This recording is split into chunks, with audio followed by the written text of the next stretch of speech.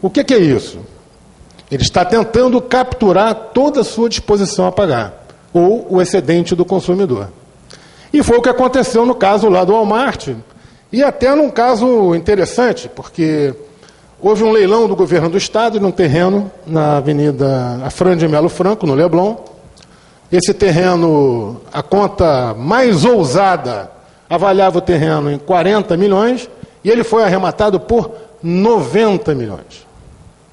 90 milhões. Houve um lance de 90 milhões, e não satisfeito em dar o lance, ele pagou os 90 milhões. Passou-se 6 meses, aparece um anúncio de jornal de página inteira, anunciando que estava sendo aberta a concessionária mais cara do mundo, uma concessionária da Hyundai, que ele pagou só no terreno 90 milhões de reais. Bom, só para que a gente possa ter uma ideia, o investimento máximo numa concessionária para que ela possa ser viável economicamente, está hoje aí com a taxa de juros aí já a 10%, né, o CDI, 7, 8 milhões de reais. O cidadão pagou no terreno, atenção, quando eu estou falando de uma concessionária, estou me referindo a terreno, construção, estoque, capital de giro, uma série de componentes que esse somatório tem que dar em torno de 8 milhões. E o cidadão pagou 90 no terreno. Para você ter uma ideia, a obra toda custou 2 milhões. E botou um anúncio no jornal dizendo que ele estava, então, entregando para o mercado do Rio de Janeiro a concessionária mais cara do mundo. A pergunta que eu faço a você, meu caro amigo, que estava achando que o seu mundo era ruim e cruel, porque ia ter que pagar R$8 na Coca-Cola na estrada indo para Cabo Frio. Se bem que você pensou também na possibilidade da Coca-Cola estar estragada, né? Você entregar lá para... Enfim, né? Sogra sempre apanha nessas horas, né? Para sogra, né? Ou choca, né?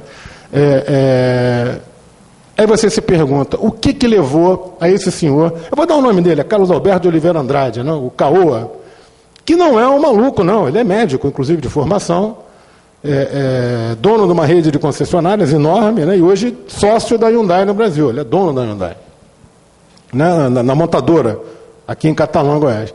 Mas... Opa, peraí, você trabalha com ele? Não, perdão. Ele é um dos mais ricos do mercado. Do mercado, sem dúvida, sem dúvida. Agora, veja, algum complexo de faraó ele tinha lá dentro dele, porque ele queria plantar no Leblon uma concessionária, e plantou, tá? Realmente, a concessionária, inclusive, bonita. Quem não conhece, eu recomendo vá conhecer, que é a concessionária mais cara do mundo, 90 milhões de reais. Que ele, só o terreno, né? E ele propaga isso como se fosse um diferencial competitivo. Eu pergunto aos senhores, se você fosse acionista do Hyundai, o que você ia achar do nosso querido Carlos Alberto de Oliveira Andrade? Maluco. Maluco. Maluco. Só que teve gente que entregou a pessoas que podem vir até a ser classificadas como malucos, empresas de petróleo, mineradoras, empresas de capital intensivo, muito capital. Gente que captou no mercado 5, 6 bilhões de reais. Aí a pergunta que fica, puxa, será que tem tanto maluco no mercado? Não, mas isso é bom de vender, né? Mas a pergunta que fica é o seguinte, quando compraram,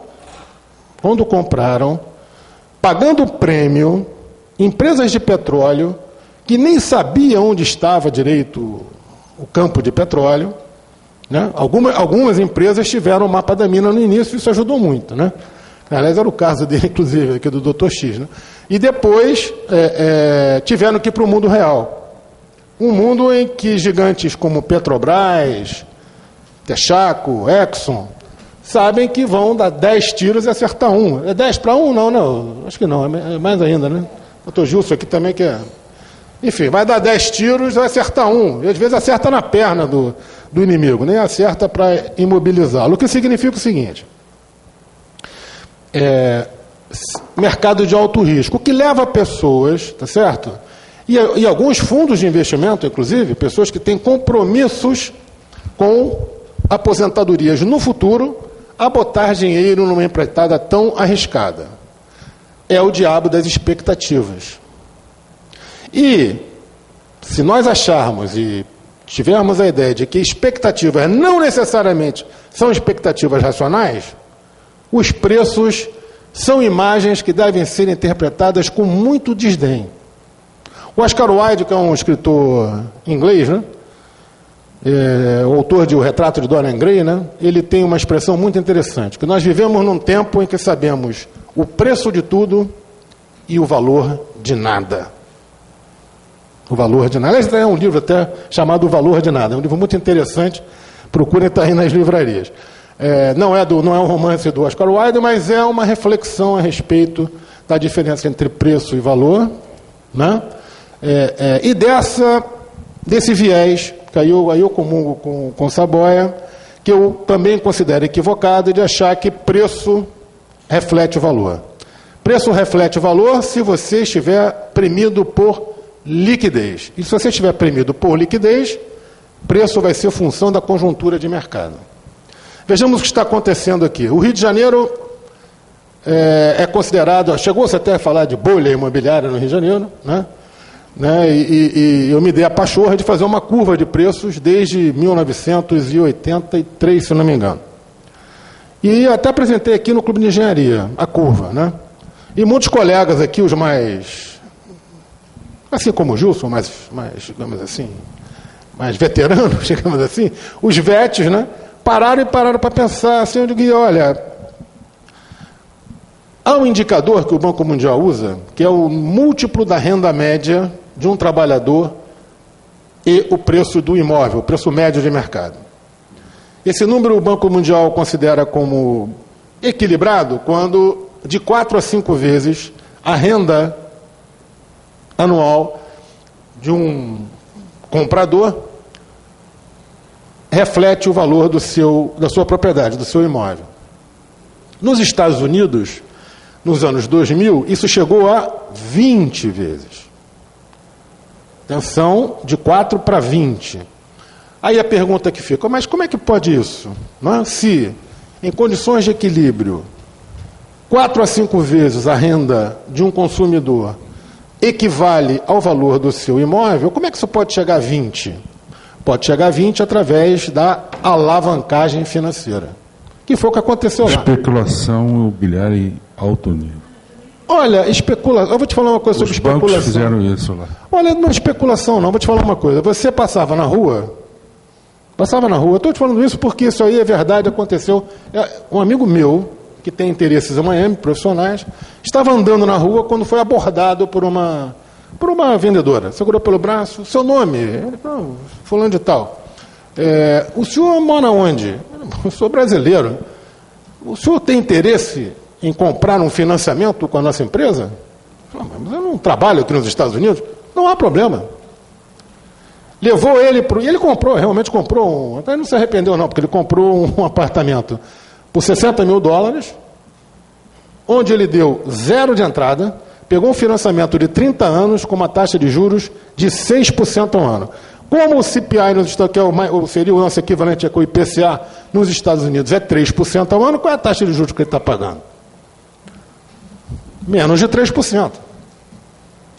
Bom, menos de 3%, ele não voltou para o Brasil, bebeu um esquinho, pensou, por que não comprar mais? Foi lá, vendeu a hipoteca dele e pegou um apartamento de $200 mil. Quanto é que ele deu? Vou lhe dizer, nada. 0 de entrada, repassou o seu contrato de financiamento e agora passou a ser dono de um apartamento de $200 mil. Bom, já temos 2 vendas na qual essa minha testemunha não colocou rigorosamente nada. O sistema lá é diferente, né? Você sem dúvida nenhuma, graças ao bom papai do céu.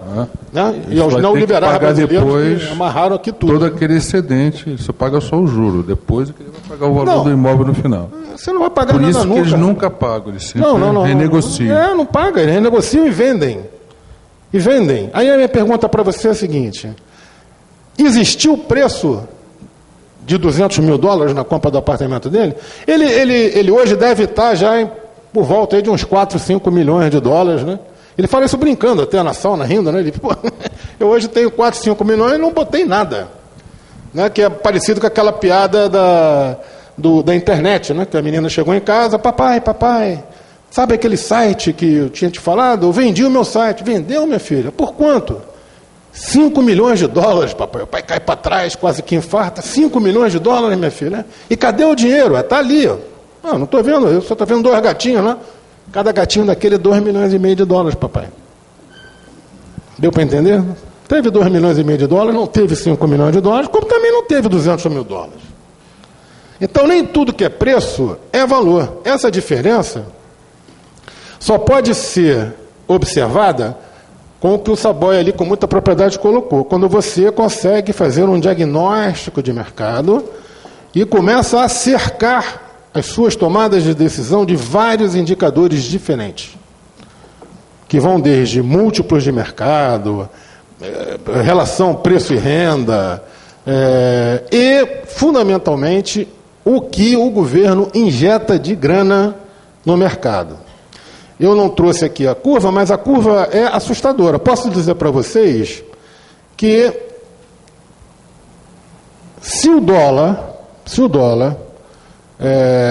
tivesse sido corrigido pelo IGPM, ele hoje teria que estar valendo R$5. Aliás, se vocês quiserem saber mais ou menos qual é a paridade do dólar, veja o pedágio da linha amarela. Que o pedágio da linha amarela contratualmente foi montado para que ele tivesse um equilíbrio de $1 por passagem. Hoje o pedágio está em 5 pratas, né? Aqui eu perguntar aqui o pessoal da Baixa, que é, né? 5, né? Então é isso aí. Então o dólar hoje, né, corrigido pela inflação americana e pela inflação brasileira, estaria em R$5. E hoje você troca aqui embaixo, aqui na banca de jornal aqui em frente, por R$2,20. Significa o seguinte, que o cidadão que comprou seu apartamento nos anos 90 por $80 mil, ele hoje teria que valer quanto? Pela paridade do poder de compra, $400 mil, ou R$1 milhão. R$1 milhão. Agora, se, que é a conta que os jornais fazem, pegasse os $80 mil e multiplicasse por 2,2, ia chegar a R$180 mil. Logo, estamos diante de uma bolha. Não estamos diante de uma bolha. Estamos diante de contas mal feitas. Né? E no mercado em que compradores e vendedores são muito mal informados. Se em bolsa, que é um mercado muito organizado, em que você tem preços e quantidades cotados diariamente, com toda a imperfeição, é claro, também, né? A bolsa também não é um mercado perfeito, e mesmo assim, você tem uma série de falhas de mercado, dentre as quais a assimetria de informação. Ou seja, aquele cara que está comprando não tem toda a informação disponível a respeito do produto que está sendo vendido. E o mercado imobiliário é a radicalização desse princípio da assimetria de informação. Então, quando o professor Saboia aqui vem falar combatendo o preço, isso dá uma certa, digamos assim, decepção, porque nós fomos ambientados numa escola positivista, né? Em que nós achávamos que íamos dominar a natureza, né? Isso vem lá do iluminismo francês e tal, né? Então fomos criados com esse pressuposto, né? Quer dizer, ou seja, nós dominamos a natureza e subordinamos ela à nossa vontade. Então a notícia ruim é, isso não é verdade, e estão aí as consequências climáticas desse pensamento, e 2, em economia, então, é que não é verdade mesmo. Mas, aos pouquinhos, nós estamos incorporando os conceitos que, se num primeiro momento nos deixam meio esparvalhados, né? Porque o David Rockefeller tinha uma expressão que é muito engraçada.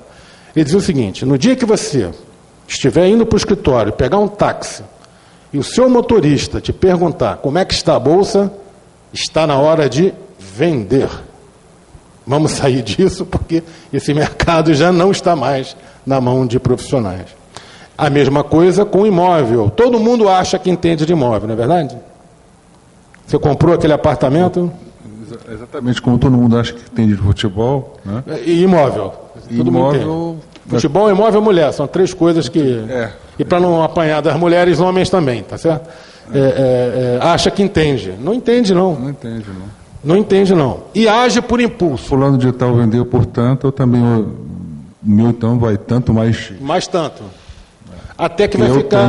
Eu tenho um banheiro com box blindex. Ele não tem. O problema nos Estados Unidos é que aqueles $200 mil que eu falei para vocês, que o meu amigo comprou um apartamento de 60, né? Em 2 anos em Miami já virou 200 mil, era lastro para um título que foi emitido no mercado. Quando ele parou de pagar, porque ele fazia parte dos ninjas, né? Ou seja, no income, no jobs, né? Enfim, os sem nada, né? Pararam de pagar, que era esperado, né? Pararam de pagar. O que aconteceu na hora de executar a dívida dele? Tomaram o imóvel dele. Ele morreu de rir, né? Porque, bom, pode levar, não tem problema nenhum. E aí, como é que executa essa hipoteca? Vai a mercado, leilão, ele voltou lá e comprou por $40 mil. E dessa vez com um novo financiamento. Então... É verdade, isso eu estou relatando aqui para vocês, é a mais pura verdade. Ele é professor de tênis, é um atleta de muitos anos, e hoje é especialista em mercado americano. Então, variação de preço, ele procura fazer aquilo que seria arbitragem, ganho sem correr risco, né? E mercado imobiliário dá margem para isso, né? Bom, então... Para finalizar, é o seguinte, o Saboia saiu agora que eu ia... Ó, Saboia. Poxa, Fosta, pô. É o seguinte, olha só, nós avançamos muito, começamos a incorporar algumas discussões que eu acho que são fundamentais, principalmente relativas à assimetria de informação, excedente do consumidor, hipótese de mercados eficientes. Para vocês terem uma ideia, se em bolsa... Nós temos casos como esse, da OGX, que eu me referi. Aqui eu falo da OGX sem nenhuma preconceito, nem ironia em relação ao seu controlador, de forma nenhuma. Até nem deveria estar falando isso, porque é uma empresa que está em recuperação judicial, não deveria nem estar sendo objeto desse tipo de comentário, acho eu. Mas eu estou fazendo de boa fé, não tenho nenhum interesse. A não ser as ações logísticas que eu tenho, estão aqui na minha pasta, quem quiser, tá certo? Vem conversar comigo aqui, que estou fazendo em 10 vezes sem juros, né? Tá bom, meus amigos? Então é isso aí. Estamos diante de boas notícias, tá certo? E você, meu amigo, não fique desesperado por causa da sua compra de OGX. Mantenha calma.